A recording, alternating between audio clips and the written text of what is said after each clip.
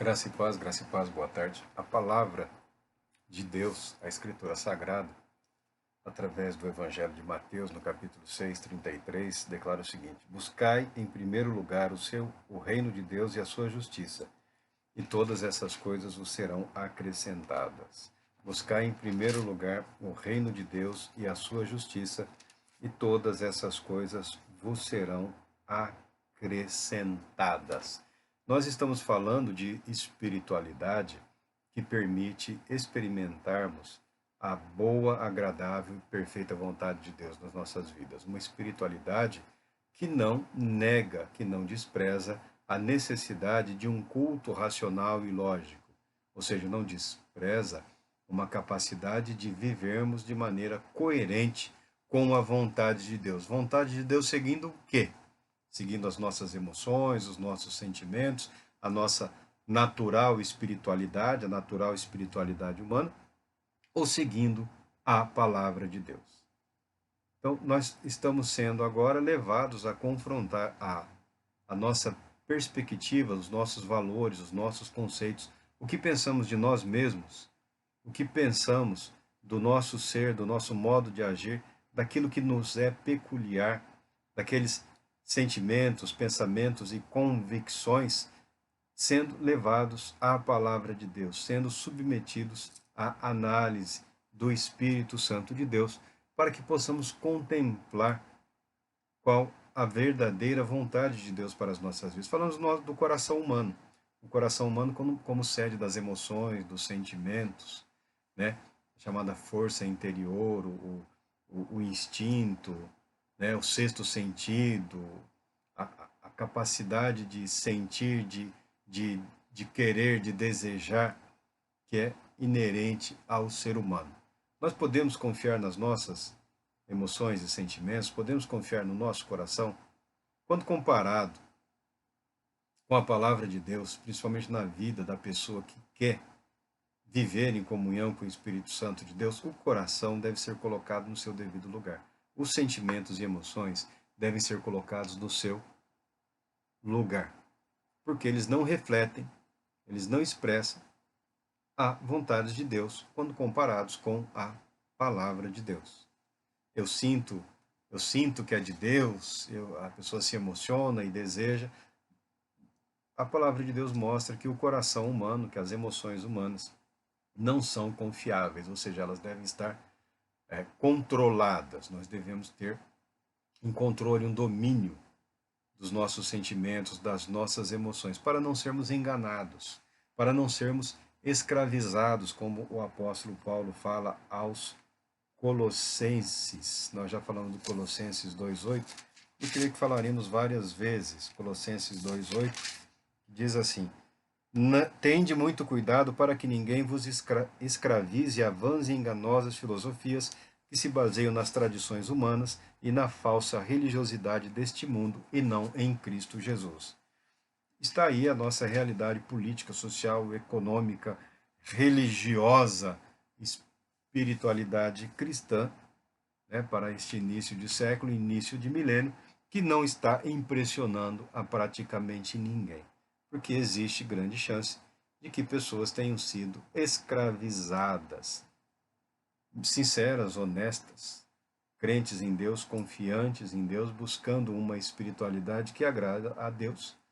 Quando você não se submete aos ensinamentos da palavra de Deus, quando esses ensinamentos não são confrontados pela própria palavra, a palavra pela palavra, quando nós não permitimos que o Espírito Santo seja o verdadeiro mestre, guia, instrutor, existe o risco de sermos enganados, ludibriados, passados para trás. Marco, existe uma espiritualidade pura, não tem nenhuma proposta aí que você não vai falar de política, não vai falar de dinheiro.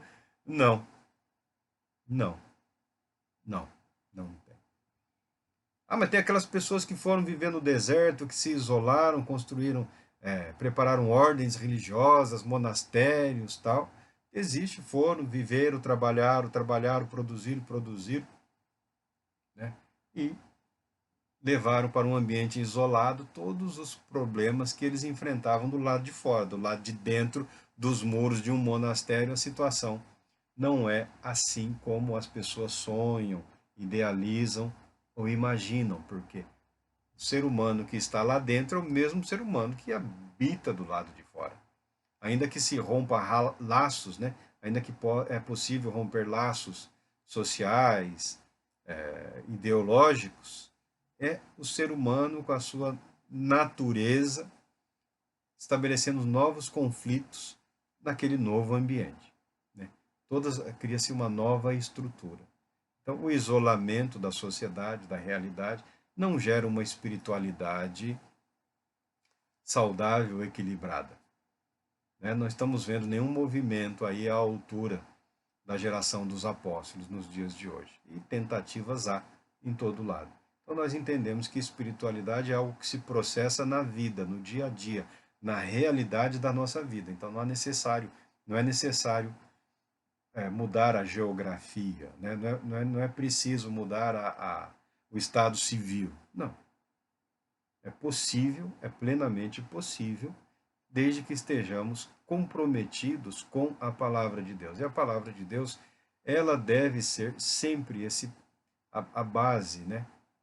O princípio, o fundamento para a reflexão contínua e constante. Passando do coração, vamos falar das nossas ansiedades, dos nossos cuidados, da relação de confiança para com Deus e sua palavra, o quanto de fato nós realmente confiamos e nos dispomos a depender de Deus. Até que ponto?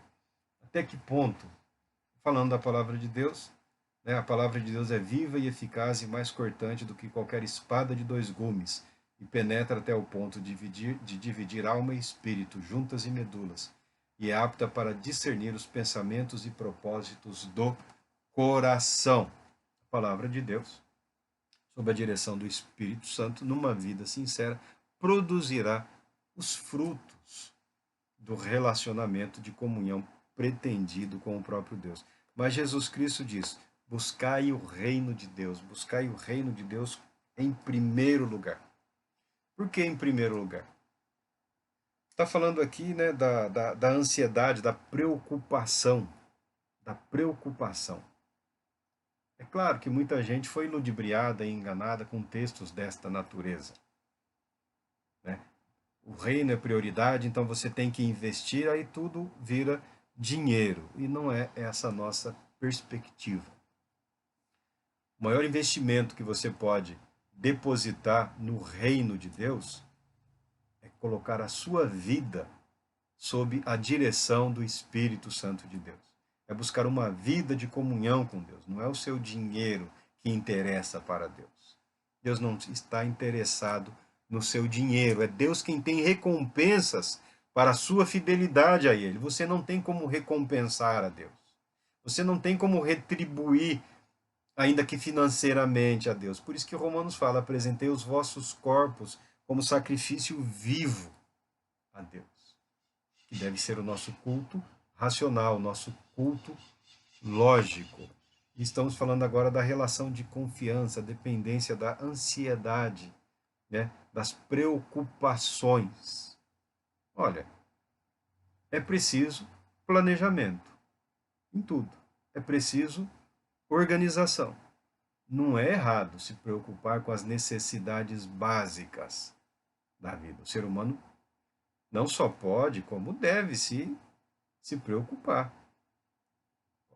com o alimento, com o trabalho, com as roupas. Deus não quer ninguém aí de maltrapilho no carro, para o deslocamento, para o necessário conforto em pequenas, curtas viagens ou longas, em ter uma casa. Nada disso é errado ou equivocado. Uma ascensão profissional, nada disso é errado ou equivocado. O que a palavra de Deus passa a condenar, o que Jesus condena, é quando o suficiente deixa de ser o suficiente. Um carro não é mais suficiente, precisa de 2, 3. Tem 2 pessoas na casa, mas tem 3 carros na garagem. E aqueles 3 já precisa ser trocado porque um já ficou velho, precisa de outro, tem um modelo novo. né? Já tem o trabalho, tem um emprego, tem uma economia. Não, mas não é o bastante. Eu preciso de mais, de mais, de mais, de mais.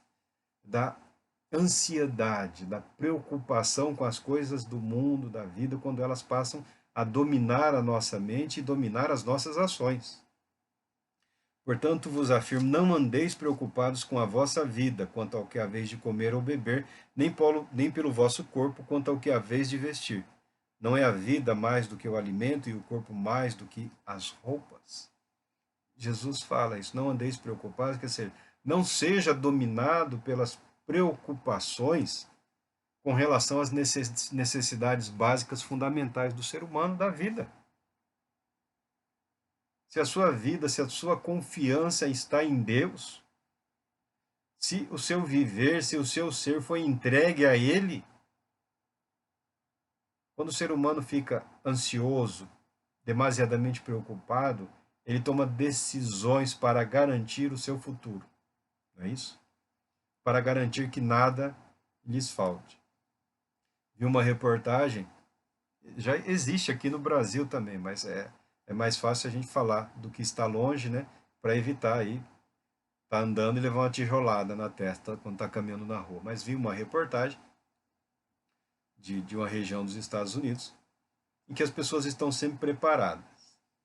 E é impressionante o que aquelas pessoas fazem, a quantidade de alimento, de mantimento, de material que eles armazenam, normalmente nos porões, você fala, meu Deus do céu, a pessoa está preparada para ficar um ano dentro de um buraco. Ah, mas se tiver uma guerra, da qual todos falam, aparentemente não será entrar dentro de um buraco que vai garantir que a pessoa sobreviva. Mas então é um estar preparado que chega assim ao desespero, à aflição. Porque se tiver alguém em necessidade passando fome, que morra, porque a pessoa está sempre estocando e mantendo o seu estoque atualizado. Ah, dura 6 meses. Ah, venceu, pega, joga fora e coloca outro tanto lá. Pessoas que estão preparadas, armazenando comida, armazenando objetos, valores, preocupados com um evento há 50 anos e não aconteceu. A pessoa não viveu. Não viveu porque ele está sempre perto daquele porão, está sempre perto daquele buraco, está sempre perto. Porque se acontecer, ele se joga lá dentro, se tranca e ele pode ficar lá 6 meses, um ano sossegado. Ó, como a pessoa pode ser dominada pela estupidez. Porque ele não vive. E se vive, não pode sair do raio de ação daquele ambiente no qual ele pode se lançar em alguns minutos. Então não há vida a não ser aquilo. A casa, o buraco, o trabalho, a igreja, o buraco, a casa, sempre ali, sempre ali. É disso que Jesus está falando. Pessoas que têm um guarda-roupa, não, né? 3 para cada um, com roupa que não usa, não vai usar mais, que mal usou uma vez, mas não se desfaz daquilo. Aí eu posso precisar, uma santopeia, por um acaso, tem quanto? Para ter 500 pares de sapato, disso, daquilo outro.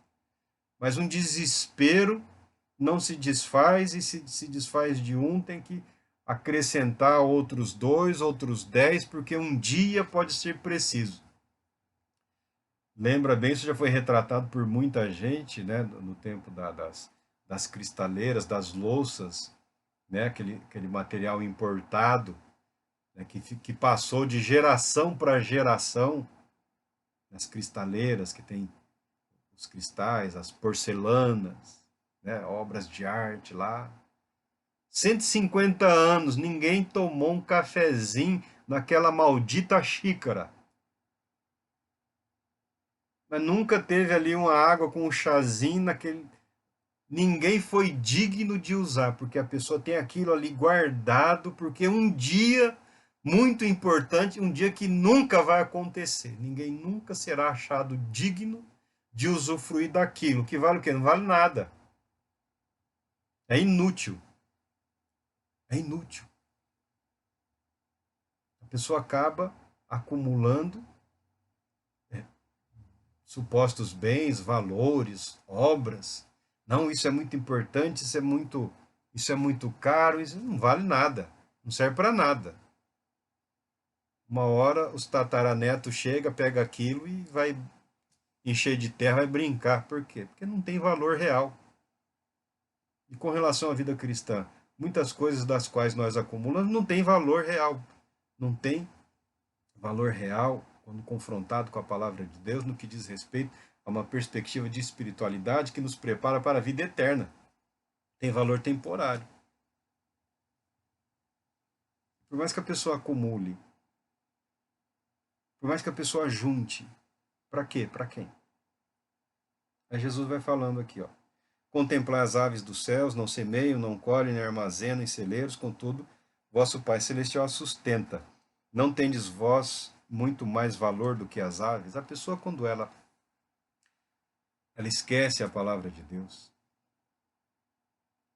como suficiente para conduzir a sua vida, diante das aflições e dos problemas, ela passa a colocar a sua confiança, em si mesma, chamada autoconfiança. Não, eu vou resolver isso. Eu vou garantir que nada vai faltar. Tá bom, numa fase difícil, há 50 anos atrás, 70 anos atrás, o vovô, o papai passou por alguma dificuldade e tal, mas nada disso justifica a pessoa se tornar uma pessoa mesquinha, que tem o recurso, mas nunca usufrui, não vive, porque tem medo que falte no futuro. É diferente de você ser irresponsável. É diferente de você não saber se programar, não saber se organizar. Tá? Isso é importante, a Bíblia ensina. Tanto que no Egito, o escravo José, né, a quem os pesadelos do faraó chegaram, né, as vacas gordas, as vacas magras, a fome, a seca. José parou, pensou, ele entendeu pela sabedoria divina, pelo Espírito de Deus, mas a sugestão dele, porque desvendar ali o enigma do sonho do faraó foi de uma inspiração divina, ou seja, que haveria um período de extrema fartura que seria seguido por um outro período de extrema miséria em que a fartura seria esquecida. Tá, entendemos. Oh, e agora? E agora o que faremos? José falou. Ó, oh, vamos aproveitar o período de prosperidade, de fartura, e vamos guardar aí 20% da colheita, das sementes, dos grãos, dos cereais. Vamos guardar, porque quando chegar a fome, a seca, nós teremos uma reserva. Foi colocado como vice-rei do Egito, diante da sugestão de, no período de fartura, de prosperidade, no período de abundância que Deus estava encaminhando, guardar 20% para garantir que no período subsequente, né, no período subsequente que seria de seca, de fome, teriam grãos para o cultivo, para a colheita, para alimento. Olha só, de, da prisão para vice-rei. Gente, quando tiver sobrando, quando tiver em abundância, guarda um pouco, economiza. Esse é um conselho que vale para sempre. Esse é um conselho que sempre vale para as nossas vidas. Agora, o sujeito pega 90% e esconde, vive miseravelmente, como se dependesse de doação de outros ou como se dependesse de algum programa de assistência do governo, tendo 100 vezes aquilo. Mas esconde, guarda, porque teme que no futuro algo lhe faça. E o futuro sempre chega rápido. sempre chega rápido e a pessoa simplesmente não viveu. Então nós não podemos ser tomados por esse nível de ansiedade, por esse nível de medo, por esse nível de desconfiança na fidelidade de Deus. Porque esse é o cerne da palavra. Esse é o objetivo da palavra. E por que andais vós preocupados quanto ao que vestir? Observai como crescem os lírios do campo. Eles não trabalham nem tecem. Eu, contudo, vos asseguro que nem Salomão, em todo o seu esplendor de sua glória, em todo o esplendor de sua glória, vestiu-se como um deles. Então, se Deus veste assim a erva do campo, que hoje existe, amanhã é lançada ao fogo, quanto mais a vós outros, homens de pequena fé. Portanto, não vos preocupeis, dizendo, que iremos comer, que iremos beber, ou ainda, com que nos vestiremos? Pois são os pagãos, os ímpios, que tratam de obter tudo isso. Mas o vosso Pai Celestial sabe que necessitais de todas essas coisas. Buscai, assim, em primeiro lugar, o reino de Deus e a sua justiça, e todas essas coisas vos serão acrescentadas. Portanto, não vos preocupeis com o dia do amanhã, pois o amanhã trará suas próprias preocupações. É suficiente o mal que cada dia traz em si mesmo. A excessiva preocupação, a dedicação intensa e exaustiva a tentar evitar que o futuro traga sofrimentos, tribulações, leva, em algumas ocasiões, em alguns momentos, um afastamento da pessoa quanto à sua confiança e dependência em Deus. Em todas as igrejas aí mundo afora, há relatos, né, de homens de fé, de homens e mulheres de coragem que tomaram uma decisão por Cristo e enfrentaram situações difíceis e todos se emocionam e tal. Mas e quanto a nós? Quanto a nossa confiança está em Deus, nas suas promessas, ou ela foi transferida para nós mesmos? Porque é possível visualizarmos hoje uma perspectiva de comunicação da mensagem evangélica sob um prisma que coloca o homem em primeiro lugar. Algo do tipo, confia em si mesmo. Vai lá e arrebenta. Pouco se fala de depender de Deus, de agir de acordo com a vontade de Deus, no tempo de Deus, lançar a semente acreditando que no tempo apropriado ela vai frutificar. A busca por resultados rápidos. Até que ponto nós estamos sendo ensinados ou doutrinados a confiarmos em Deus ou em dependermos de Deus? Vamos falar do evangelismo, que hoje se tornou mais proselitismo, né? O evangelho é proclamar a Cristo. Cristo vive. Jesus Cristo vive em nós. Cristo que vive em mim pelo Espírito, pela fé. Tá. Apresentar o evangelho é apresentar o Cristo vivo, de maneira tal que os resultados devam ser tão visíveis, perceptíveis, quanto foram nos dias de Cristo. É o que nós vemos isso na atuação, na pregação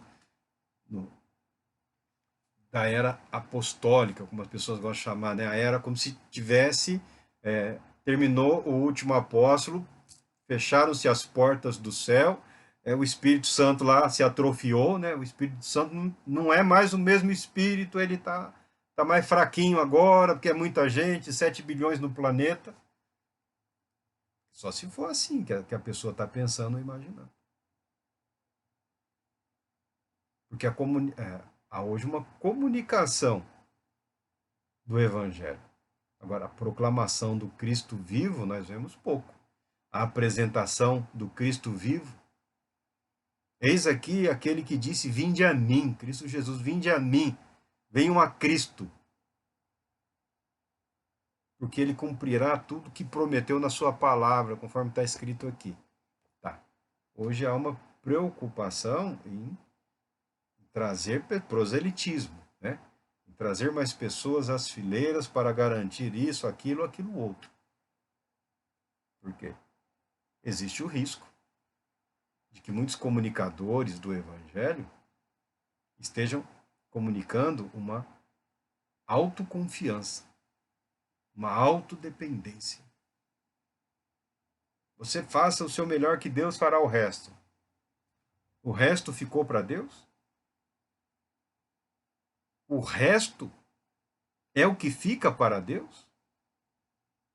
Não era para que as nossas vidas, primeiramente, estejam debaixo da graça, do amor, do poder, agindo conforme o querer, caminhando neste mundo, nesta vida, conduzidos, guiados, pastoreados, orientados, protegidos pelo Espírito de Cristo?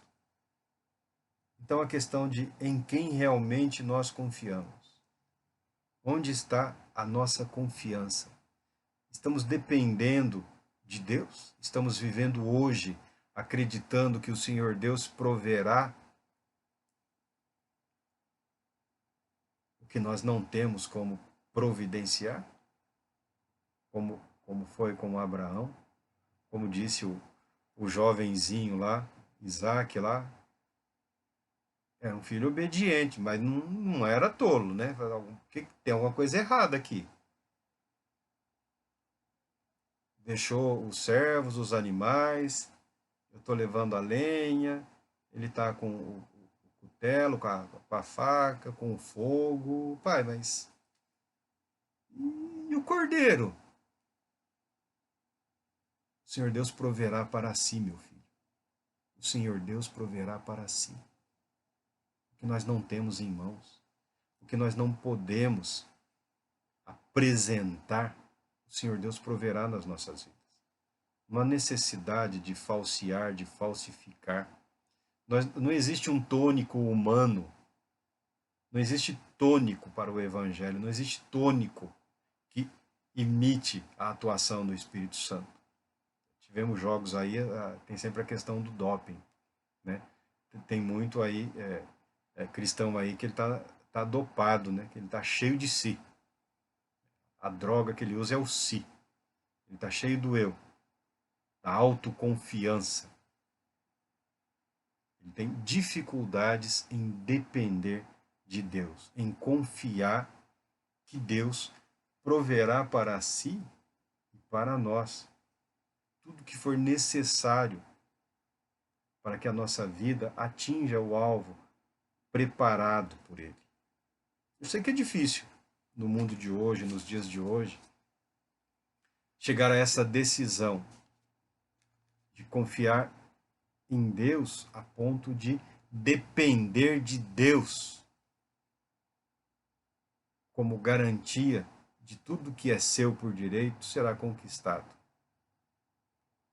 Então nós estamos falando na nossa caminhada, na nossa jornada, na nossa perspectiva de espiritualidade, nós precisamos saber onde está, o que é o nosso coração, se ele é confiável, mas nós precisamos também refletir sobre a nossa relação de confiança e dependência com Deus, em questão às nossas preocupações, no que diz respeito às nossas necessidades mínimas e fundamentais que toda pessoa tem, de alimento, de roupa, de educação, de lazer, de cultura, tudo. Tudo que é desejável, tudo que é necessário, tudo que é agradável e bom para as nossas vidas. Estamos aprendendo a depender de quem como garantidor de que nada nos faltará. Podemos dizer assim, Deus tem sido fiel, Deus é fiel, Deus sempre foi fiel. Ou tem algo escondido que foi projetado e planejado pela confiança em si mesmo? Estamos falando de uma relação equilibrada. Né? Não estamos falando de uma vida descuidada, relaxada, falta de planejamento, de organização. Estamos falando de uma mente, um coração reverente, dependente de Deus. Queremos crescer em Cristo, queremos atingir uma maturidade. A nossa confiança está em quem? Em Deus? No seu Cristo, na atuação do Espírito Santo ou nos nossos métodos? ou na metodologia explicada, ou no material que temos para estudo e análise, em quem estamos colocando a nossa confiança, de quem dependemos para levar a bom termo aquilo que acreditamos ser o correto. Devemos aprender que tudo deve ser submetido a Deus. Se Deus cuida da criação dos animais inferiores, é claro que Ele tem cuidado de nós. É claro que Ele vai garantir que nada nos falte daquilo que Ele planejou, que Ele proporciona para que a nossa vida seja uma vida com significado, para que a nossa vida seja uma vida expressiva em relação ao amor de Deus, ao propósito de Deus. Deus te abençoe. Retornaremos em breve, querendo Ele.